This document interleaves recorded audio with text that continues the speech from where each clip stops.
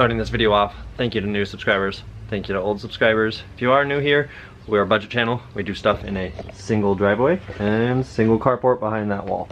One car garage that can't be used because of a staircase, so it's just full of tools. Average Joe builds, right? Let's jump into it. So today, yeah, I wanted something fancy for the truck. I know the Duramax is one thing, and yeah, we did all the bars and all the powder coating and all that stuff. But I wanted to take it a step further. I wanted something that not a lot of square body Chevys have, especially this era. And yeah, keyless entry was the ticket. Video, how to go about installing that in your 1980 Chevrolet pickup. Yes, this does actually fit, like the title's gonna say. 73 to 87, technically 91.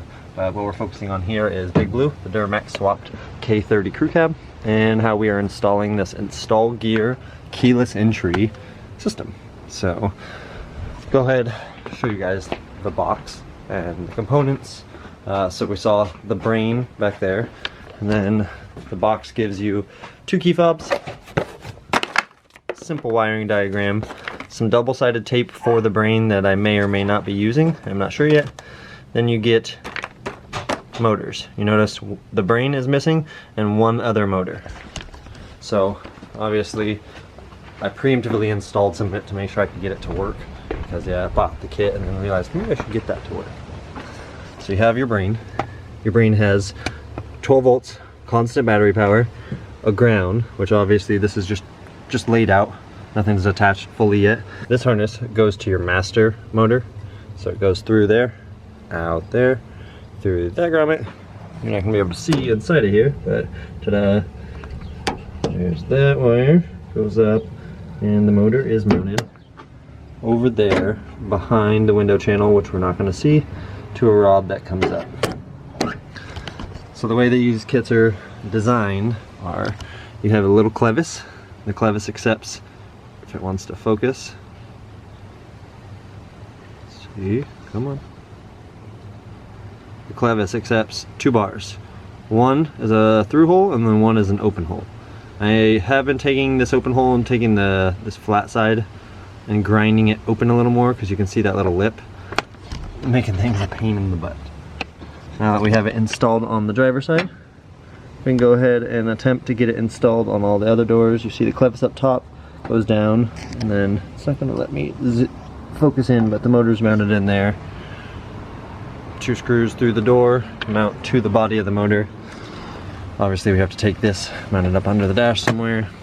These lights you connect to your parking light if you want to, then that way you have flashing parking lights when you use the key fob. But super simple, nothing involved here. I have a flathead, some wire cutters, some wire strippers, drill to make some pilot holes, screw gun to get all the door panel stuff out, and yeah. Made sure to clean up my door while this was all apart, because why wouldn't I?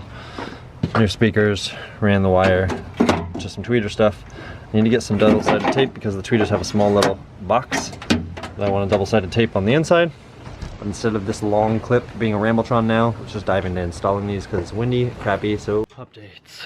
A lot more assembly than I thought required. Notably, the plastic that goes all the way down. Didn't realize, obviously, with the back doors not having any sort of channel, which I'm assuming is about here-ish, the wires are going to pass through. There's nothing on this side, which thankfully, like I said, I bought grommets, but this side we got a wire. See, what is that? I bet you it's like a seat belt or a drain, I don't know, but we're going to pass these through there. Somewhere through there, somewhere through there. I gotta take this door panel off. I already took that plastic off, but I gotta pull that door panel off. Up front, I did go through and just tidy up where the wires run. I need to ground this ground again to make it all work.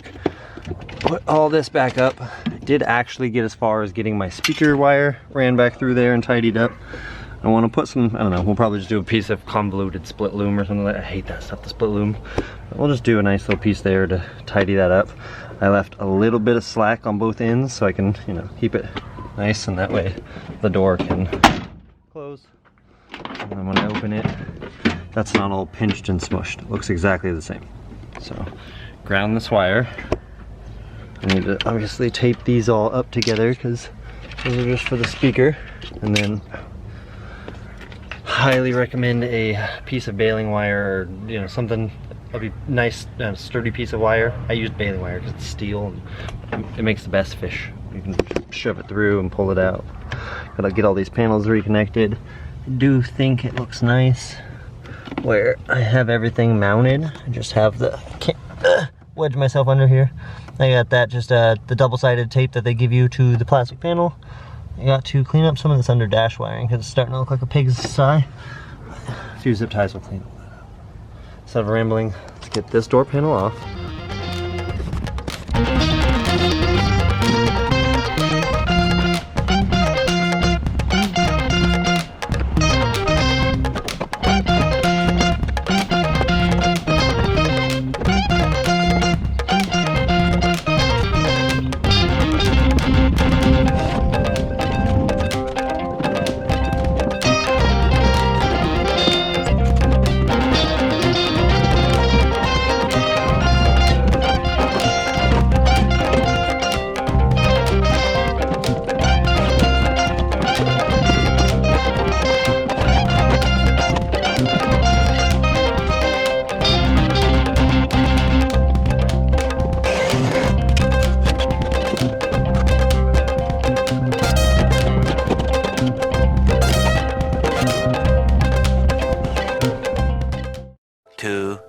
Years later.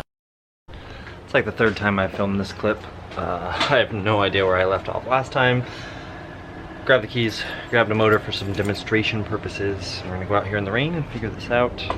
Unlock the doors, which is nice. And actually come over here.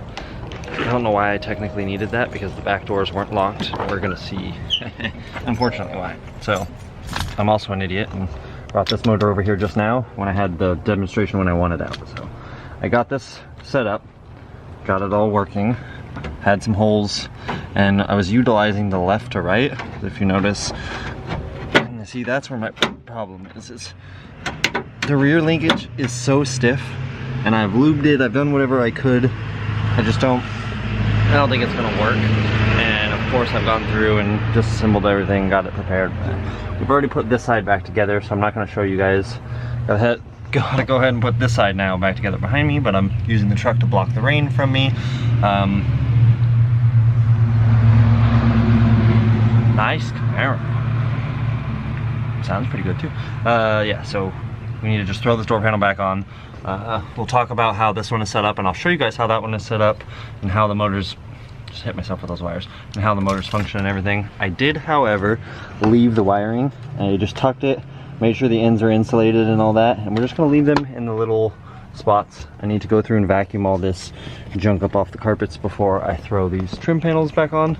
But yeah, rear door panel, vacuum, trim panels, explain.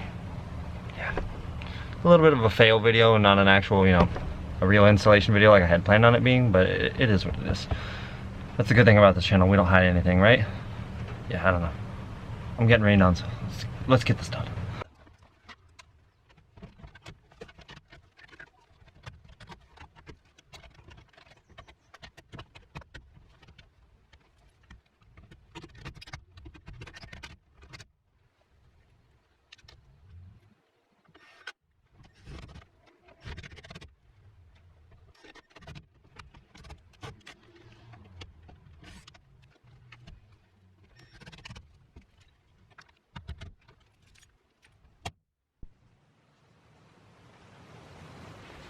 Just getting rained on, just getting poured on, just having an absolute blast out here. I'm lying to myself over and over, but got a bunch of things cleaned up. One last door panel to put back on, but I said I was going to explain this step by step, and even though I got screwed on doing that, I'm going to do it now. So can't really see because of how it is down there, but that's how. Just go straight down, and then where these two screws are where the motor is. So the motor is facing upright like this, with the rod just going straight up and then catching the stock linkage. That's all I did. I left the little piece loose and then made sure I had the motor fully extended. You have a set screw for the rod side, and then you have 2 set screws for the linkage side. I locked down the linkage where roughly eyeballed it, looked like it was good. And then this one, I left that set screw, which is the single one, I left it loose, and where I thought it looked good, cycled the motor a couple times, realized, okay, needed to adjust, went up a little bit, tightened them all down, cycled it, and it worked. It's a lot easier to do than to explain. And I suck at YouTube, so, and then explain it too good to begin with. It's now pouring. I'm very not happy with this, so I'm going to throw it all together.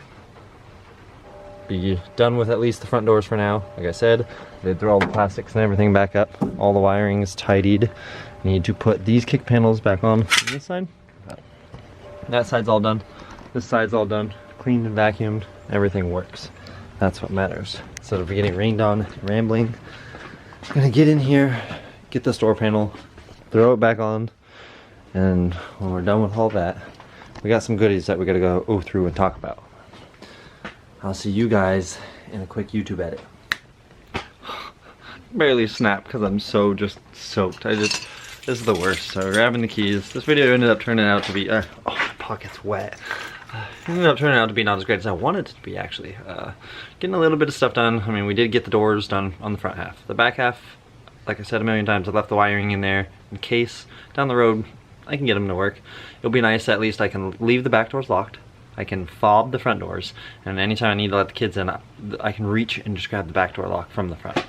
It's 2 inches. But like I was saying, it is pouring, getting my butt kicked here. I guess test these things out, show you guys.